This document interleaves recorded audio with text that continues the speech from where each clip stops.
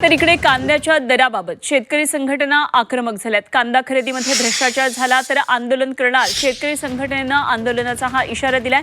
कांद्याला 2000 रुपयांपर्यंत भाव देण्यात यावा अशी शेतकऱ्यांनी मागणी केली आहे। येवला तालुक्यात केंद्र सरकारच्या कांदा दराबाबत शेतकरी संघटना आक्रमक झाल्यात। नाफेड एनसीसीएफ कडून कांदा खरेदीमध्ये भ्रष्टाचार किंवा शेतकऱ्यांची फसवणूक झाली तर तीव्र आंदोलन करू असा इशारा देण्यात आलाय। सध्या शासनाकडून कांदा 16 रुपये 50 पैसे प्रति किलो दरानं खरेदी केला जातोय। मात्र कांद्याला 2000 रुपयांपर्यंत भाव द्यावा अशी मागणी शेतकरी करतात। नाफेडचं कुठलंही केंद्र एवढ्यात सुरू झालेलं नाही, ते फक्त कागदावरच आहे आणि या भावात गेलेला कांदा शेतकऱ्यांना अजिबातही परवडत नाही। किमान 2000 ते 2500 रुपये कांदा गेला पाहिजे।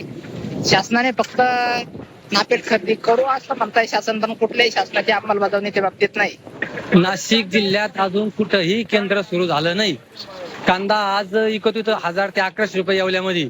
जर केंद्र जर चालू झालं तर कांदा कमीत कमी 1500च्या पुढे विकल, सरासरी लेवल धरील आणि लवकरात लवकर फेडरेशन नाफेड चालू झालं पाहिजे ही शेतकऱ्याची अपेक्षा आहे। या कांदा खरेदीमध्ये कुठल्याही प्रकारचा गैरव्यवहार, आर्थिक फसवणूक शेतकऱ्यांची होणार नाही याची दक्षता सरकारने घ्यायची आहे।